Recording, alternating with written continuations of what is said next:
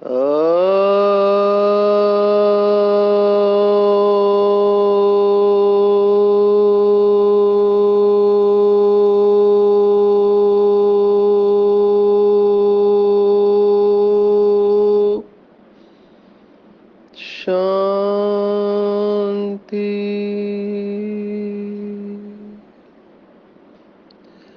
आज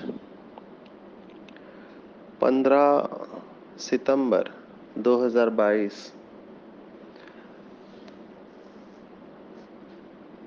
भारत में सद्गुरुवार है। Today is 15th September 2022 and it's Thursday in Bharat. आज की मुरली का जादुई रहस्य स्वयं को प्रेरणा देने के लिए magical secrets of today's murli for motivating the self. आज की पूरी साकार मुरली बाबा ने विनाश के बारे में बताया है और कैसे पुरुषार्थ का आधार निश्चय है, ये बाबा ने उसके साथ जोड़ा हुआ है, जो हम विस्तार से देखेंगे। मुझे याद आ रहा है कि एक बार एक मैगजीन वाले आए थे मधुबन में, काफी फेमस मैगजीन था वो। तो उन्होंने बड़ी दादी का इंटरव्यू लिया। तो जब ये सतयुग की बात आई तो उन्होंने प्रश्न पूछा कि क्या ऐसी दुनिया हो सकती है जहाँ कोई भी दुख नहीं हो, डॉक्टर नहीं हो, पुलिस नहीं हो, जेल नहीं हो। तो विश्वास नहीं हो रहा था उनको। तो दादी ने जवाब दिया कि अगर मृत्यु सत्य है तो सतयुग भी उतना ही सत्य है जितना मृत्यु सत्य है। तो हमने देखा जब वो इंटरव्यू छपा तो फर्स्ट पेज पे दादी का फोटो था और उसमें लिखा था कि Satyug is as sure as death. और फिर उससे सेवा हुई थी, काफी सेवा हुई।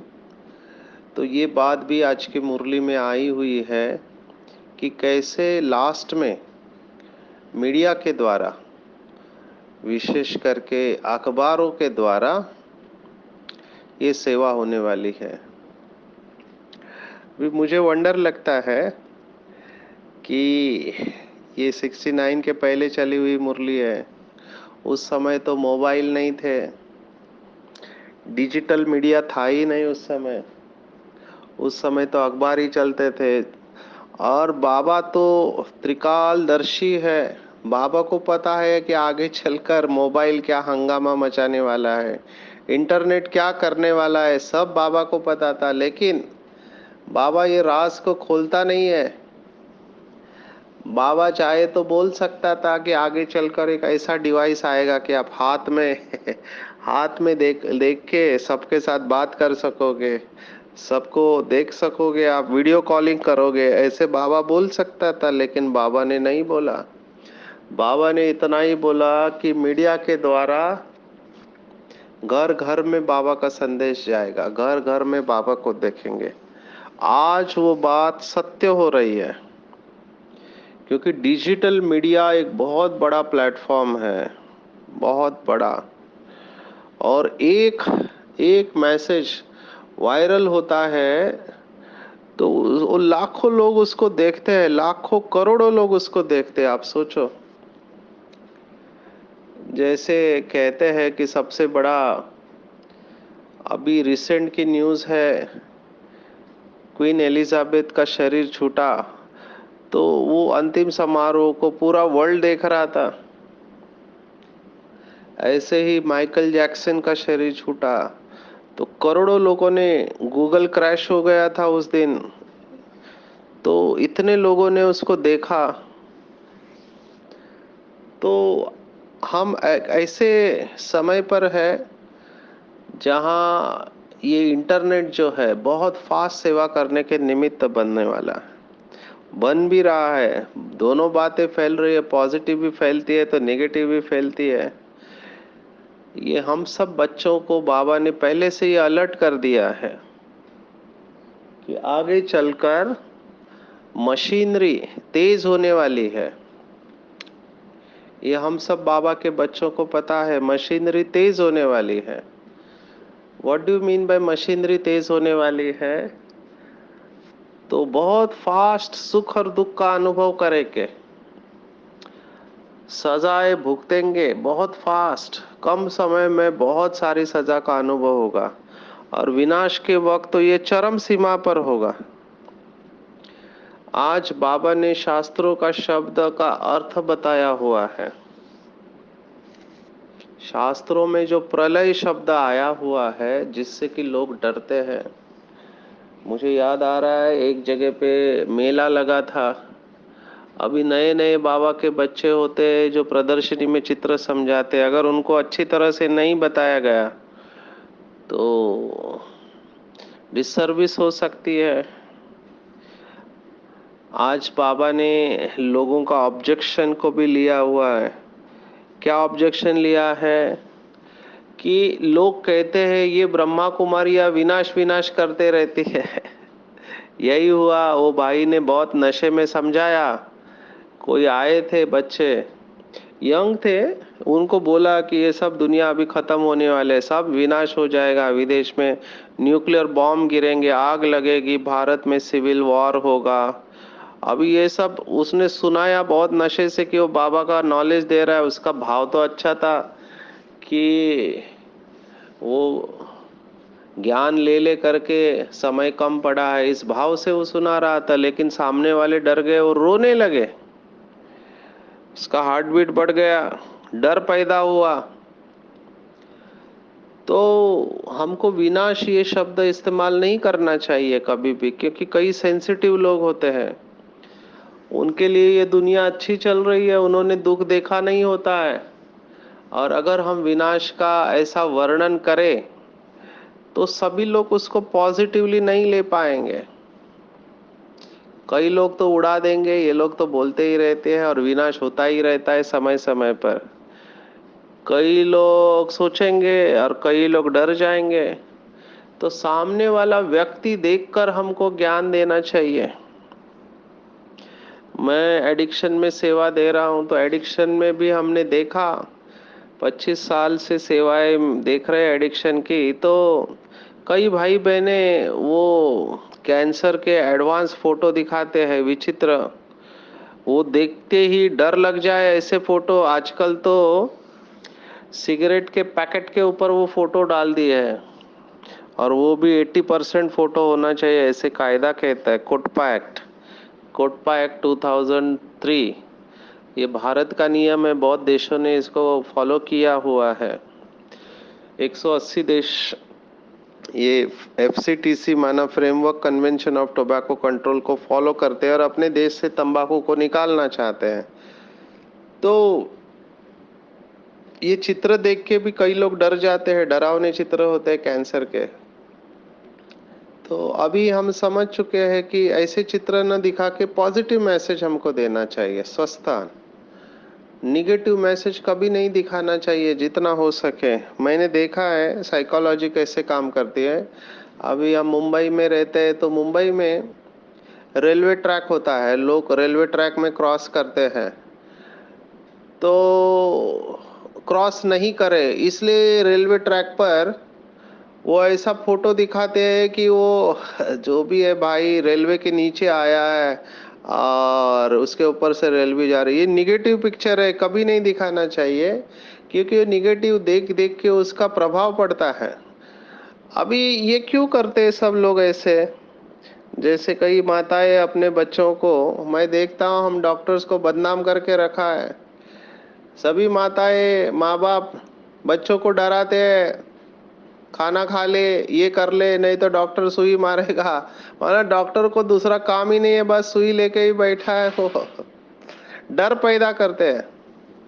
या वहां से कोई भूत आ जाएगा, ये क्या है? तो हम इसको कहते हैं there are two ways to motivate man. लोगों को परिवर्तन करने के दो तरीके हैं, या डर से परिवर्तन करो या प्यार से करो। फियर एंड लव कहते हैं। अभी डर, ये जो है, ये डर एक अच्छा मोटिवेटर नहीं है। आध्यात्मिकता में भी दो शब्द इस्तेमाल करते हैं, जो साधना करते हैं, स्पिरिचुअलिटी, योग करते हैं, तो उसमें दो शब्द आते हैं, God fearing and God loving. माना भगवान से डरने वाले और भगवान को प्यार करने वाले। अभी कई लोग हैं वो डर के मारे प्यार करते हैं कि कहीं भगवान सजा न दे दे हमको, वो डर के मारे पुरुषार्थ करते हैं। मराठी में उसको पाप भीरू कहते हैं। पाप से डरते, पाप किया तो भगवान सजा देगा, तो डर है भगवान का। और दूसरे लोग हैं वो डर के लिए नहीं, प्यार से करते जो भी करना है, क्योंकि भगवान से प्यार करते हैं। इसके ऊपर पूरा मूवी बना हुआ है हिंदी में, बॉलीवुड, ओ माय गॉड करके। तो वो मूवी में भी उन्होंने दिखाया है कि बिलीफ सिस्टम कैसे भारत में काम करती है। लास्ट में कोर्ट में जब केस जाता है और इनके फेवर में जाता है, तो वो जो गुरु रहता है वो कहता है कि तुम कुछ भी करो, लोग सुधरने वाले नहीं है, क्योंकि लोग गॉड फियरिंग है, भगवान से डरते हैं, तो भगवान का डर दिखाकर हम उनको फिर से पकड़ सकते हैं। तो कहने का भाव है कि गॉड फियरिंग और गॉड लविंग, अगर आप मुरली को भी गौर से स्टडी करेंगे तो बाबा तीनों रूप दिखाता है। एक मीठे बच्चे कहता रहता है तो ये बाप का रूप है। और दूसरे तरफ बाबा ये भी कहता है कि बच्चे धर्मराज से डरो, तो डर का भी बाबा इस्तेमाल करते हैं, क्योंकि सजाएं बहुत कड़ी है, लास्ट में पश्चाताप करेंगे। बाबा ने इसके ऊपर भी कड़ी मुरलियां चलाई, लेकिन बाबा ज्यादा नहीं सुनाता है, बाबा ज्यादा प्यार से ही चलाता है।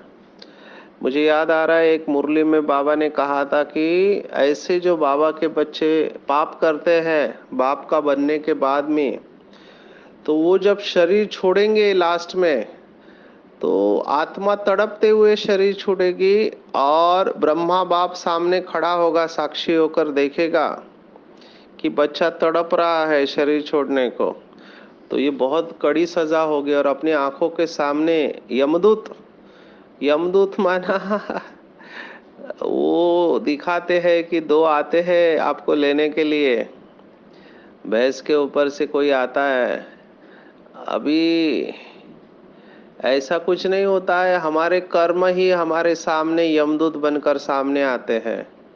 हमने जो पाप कर्म किए हैं अलग अलग जन्मों में, इस जन्म में और पिछले जन्मों में भी, वो सब हमारे आंखों के सामने आते हैं और वो सब हमको दिखाई देता है।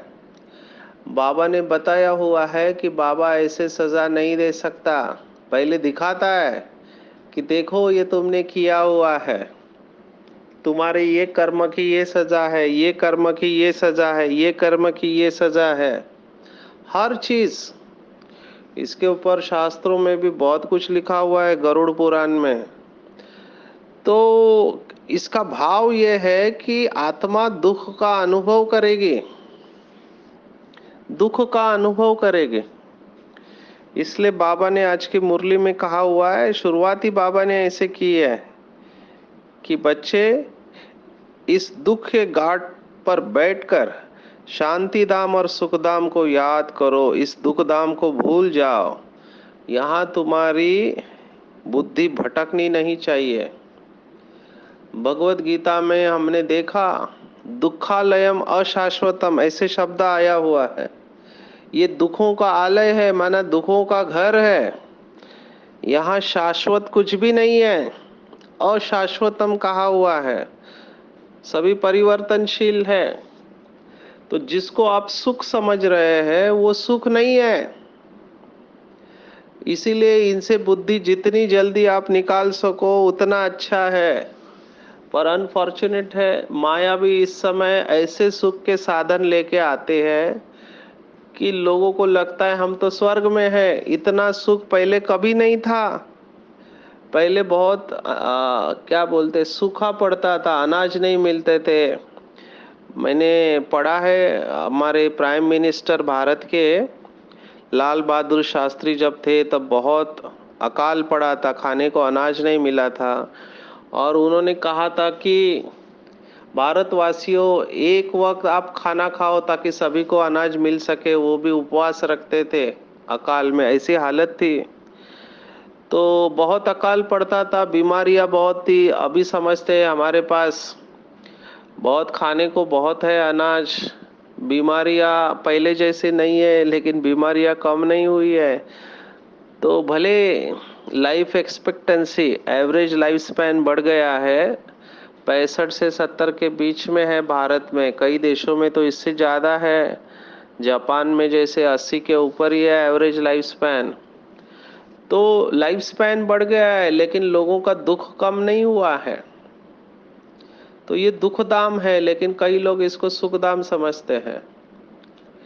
तो जितना जल्दी हम ज्ञान के आधार पर ये रियलाइज करते हैं कि इस दुनिया में शाश्वत दुख नहीं, सुख नहीं है। Everything is uncertain.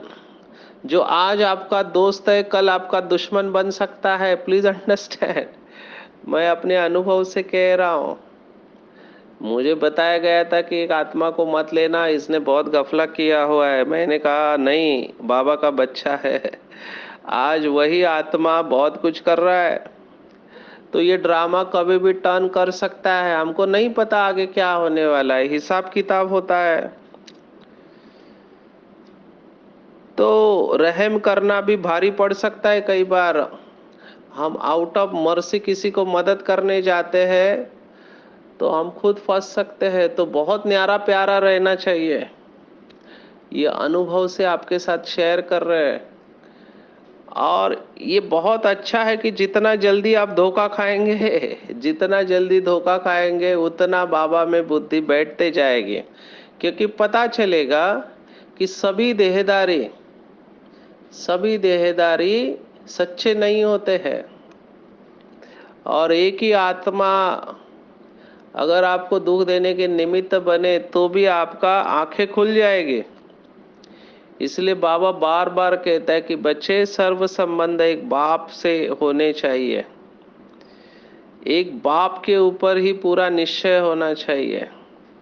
आज की मुरली में बाबा ने कहा पुरुषार्थ का आधार भी निश्चय है। जब भगवान कह रहा है कि सब कुछ भूलकर मुझे याद करो और पुरानी दुनिया को भूल जाओ, तो हमको भूल जाना चाहिए। एक बार भगवान ने बोल दिया। मुझे यहाँ पर गुलजार दादी की बात बहुत अच्छी लगती है कि क्यों उनको छोटा नंदी कहते हैं। भगवान के बाद, माना ब्रह्मा बाबा के बाद, गुलजार दादी के तन में इतना साल कैसे परमात्मा है। इतना समय परमात्मा को अपने शरीर में स्थान देना ये कोई मासी का घर नहीं। इसके लिए बहुत हाई लेवल ऑफ प्यूरिटी चाहिए, अटेंशन चाहिए, वैराग्य चाहिए।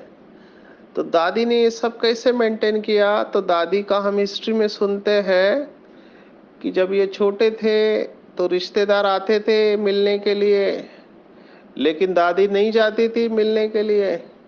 और दादी के कड़े शब्द थे, दादी ने शब्द बहुत कड़े इस्तेमाल किए।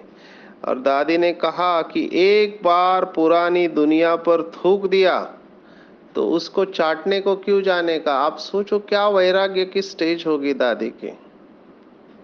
कितनी कम उम्र में ऐसी स्टेज लाना। और हमने दादी को प्रैक्टिकल देखा है, जिन्होंने भी गुलजार दादी को देखा है।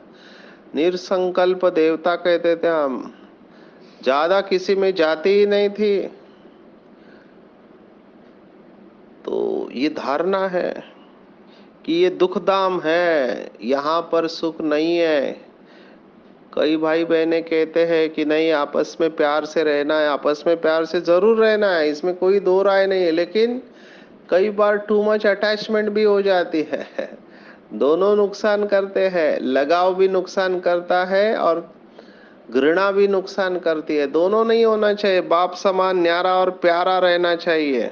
और उसका आधार है निश्चय। निश्चय शब्द को बहुत अच्छी तरह से समझना चाहिए, इसमें काफी टाइम जाता है। निश्चय अनुभव के आधार पर होता है। भक्ति मार्ग का शब्द है श्रद्धा, और श्रद्धा हमेशा अंधी होती है। You believe in something. यहाँ पे दो शब्द है, अंग्रेजी में कहते हैं, जब हम परमात्मा का परिचय देते हैं तो कहते हैं हमको दिखाओ परमात्मा, अगर है तो हमको दिखाई दे। कहते हैं जब हमको दिखाई देंगे तभी हम मानेंगे। I will believe it when I see it. और भक्ति मार्ग में कहते हैं you will say it when you believe it, जब आप मानोगे तभी आपको दिखेगा। और देखने से बाबा कहता है कोई फायदा ही नहीं है। सचिन भाई को बहुत साक्षात्कार हुए बिंदी के, लेकिन फायदा कुछ नहीं, उससे थोड़ी देर चमचम होती है। वो झिलमिल कहते हैं, जुगनू की तरह चमकता है सितारा, थोड़ी देर के लिए खुशी होती है, लेकिन उससे संस्कार नहीं बदलते। संस्कार देही अभिमानी अवस्था, उससे संस्कार बदलते, बाप की याद से बदलते। तो निश्चय पक्का होना चाहिए कि कौन कह रहा है ये सब जो श्रीमत कह रहा है, ये कौन कह रहा है। क्या ये गुरु है, गोसाई है, हद के गुरु है? नहीं, ये हद का गुरु नहीं है, ये सभी गुरुओं का भी गुरु है। जन्म मरण के चक्कर से न्यारा, ज्ञान का सागर, पतित पावन, निराकार ज्योति स्वरूप शिव बाबा है ये। और ये कह रहा है कि बच्चे इस दुखधाम को भूल जाओ, नहीं तो लास्ट में बहुत पछताना पड़ेगा।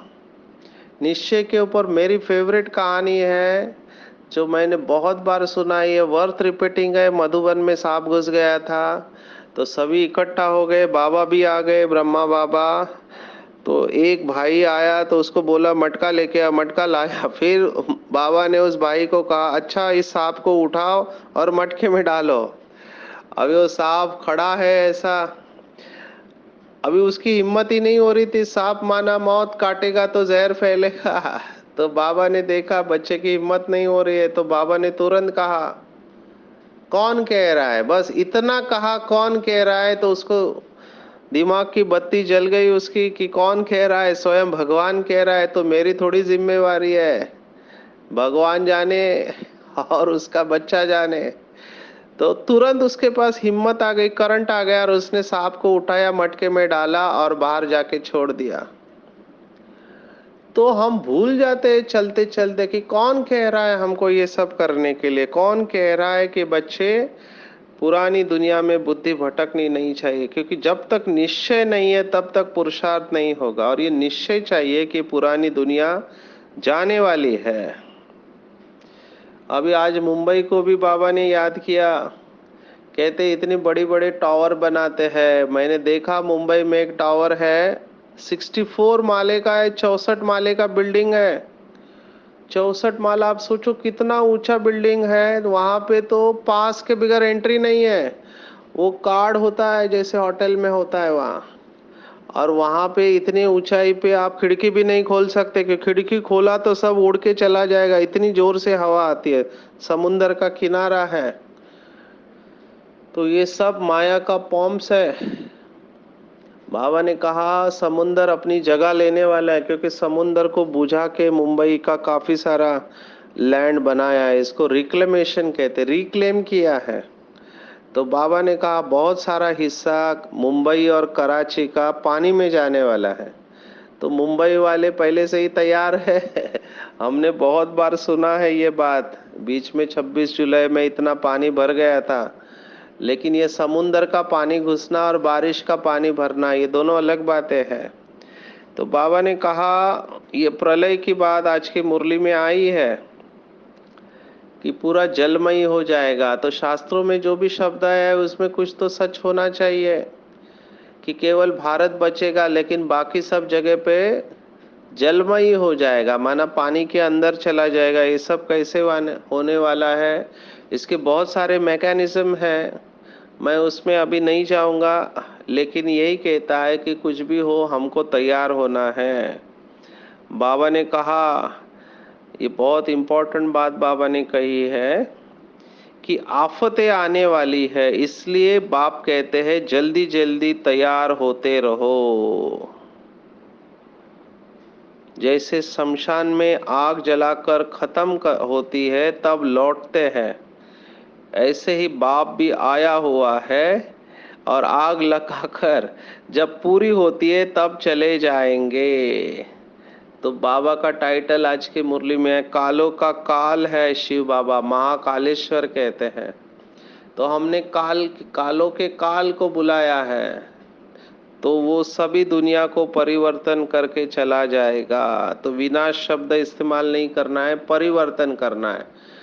तो समझाने वाले भी बहुत अच्छी तरह से समझाए ताकि सामने वाले को शौक न लगे। वही बात है, लेकिन कहने का तरीका अगर हमारा अच्छा है तो सामने वाले को हिम्मत आती है कि नई दुनिया, सुखदायी दुनिया। मुझे याद आ रहा है बाबा ने एक बार हमारी आदरणीय जयंती दीदी को कहा था कि तुम मैसेज दो, कहीं जा रही थी वो बड़े प्रोग्राम में, तो सबको खुशी का मैसेज दो कि एक बहुत सुंदर दुनिया अभी आने वाली है ना। तो फोकस कहाँ पे है? अच्छी दुनिया आने वाली है, उसके ऊपर फोकस है। तो जब आप कहते हैं अच्छी दुनिया आने वाली है, इसका मतलब ये है कि पुरानी दुनिया जाएगी तब अच्छी दुनिया आएगी। तो ये सब गीता में लिखा हुआ है। तो ऐसी पॉइंट्स धारण कर फिर सुनानी चाहिए। बाबा ने कहा देवी देवता धर्म की स्थापना हो रही है, गीता एपिसोड चल रहा है, ये बात सबको सुनानी है कि भगवान जरूर आएगा। तो कैसे आएगा, वो सब युक्ति से लोगों को समझाना है, जिससे लोग डरे नहीं। डरना नहीं चाहिए, उनको बाबा से प्यार होना चाहिए, प्यार प्यार से बाबा को याद करें। ऐसे बहुत सारे अनुभव है। अगर आपका पढ़ाने का तरीका अच्छा है तो सामने वाले को शौक नहीं लगता है। इसलिए पढ़ाई को अच्छी तरह से पढ़कर उच्च पद पाना है, अपने आप को समय के पहले तैयार करना है। देखो 3 प्रकार के लोग होते हैं, एक समय के पहले तैयार होने वाले, दूसरे समय पर तैयार होने वाले, और तीसरे समय के बाद भी तैयार नहीं होते हैं।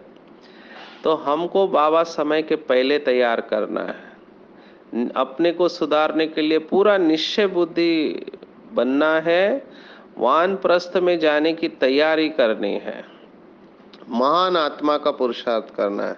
आज बाबा ने कहा कि बच्चे तुम महान आत्मा हो। तो महान आत्मा की विशेषता क्या बाबा ने बताई कि महान आत्मा वो होती है जिसको स्वयं को बदलने की शक्ति और किसी भी परिस्थिति में फुल स्टॉप लगाने के लिए स्वयं को ऑफर करते हैं। ये ऐसे ऑफर करने वालों को ही बाबा ऑफरिंग देते हैं, मुझे करना है, मुझे बदलना है। बाबा के बहुत अच्छे सुंदर महावाक्य है। बाबा ने कहा था, मुझे वाक्य बहुत शक्ति देता है कि स्व परिवर्तन जो करेगा विजय माला उसी के गले में पड़ेगी। कितना सुंदर वाक्य है, अव्यक्त महावाक्य है। स्व परिवर्तन जो करेगा विजय माला उसी के गले में पड़ेगी। और ऐसे जो स्वयं का श्रेष्ठ परिवर्तन करता है, बाबा ने कहा उनको दुआएं मांगनी नहीं पड़ती है, उनको अपने आप दुआएं मिलती है। किसकी दुआएं मिलती है? एक खुद की दुआएं मिलती है, दूसरी बाप की मिलती है, और तीसरी ब्राह्मण परिवार द्वारा दुआएं मिलती है। इसलिए कभी भी अलबेलापन में नहीं रहना है कि इतना तो होता है, इतना तो चलता ही है। रॉन्ग। ये जो थॉट है इतना तो चलता है, ये अलबेला बनाता है। अभी कौन संपूर्ण बना है? हमने देखा है बड़े लोगों में भी बहुत कमजोरियां है। तो दूसरों को बाहर से देखना होता है, अंदर से वो क्या पुरुषार्थ कर रहे हैं आपको पता नहीं चलता है। इसलिए किसी को जजमेंट नहीं देना है कि ये तो सुधरने वाला नहीं, ये तो है ही ऐसा, अभी तो टाइम पड़ा है। रॉन्ग। हर क्षण तैयार रहना है, फुल स्टॉप लगाकर अलबेलेपन को परिवर्तन कर अलर्ट बन जाना है। और ये सब करने के लिए एकाग्रता की शक्ति चाहिए। और जिस आत्मा के अंदर संकल्पों की एकाग्रता है तो वो श्रेष्ठ परिवर्तन में फास्ट गति ला सकता है, ऐसे शिव बाबा ने कहा। तो आज की पूरी मुरली में निश्चय को फिर से पक्का करना है और समय के पहले अपने को तैयार करना है। शांति धाम और सुख धाम को याद करना है और अपने आप को महान आत्मा बनाकर सभी से ऑटोमेटिकली दुआएं लेनी है। दुआएं मांगनी नहीं है। हमारे कर्म इतने अच्छे हो कि दिल से सभी हमको दुआएं दे। ये तो बाबा का बहुत लाडला सिकिल्दा प्यारा बच्चा है और बाबा इस बच्चे के द्वारा ही प्रत्यक्ष होगा। अच्छा, ओम शांति। ओम शांति। ओम शांति।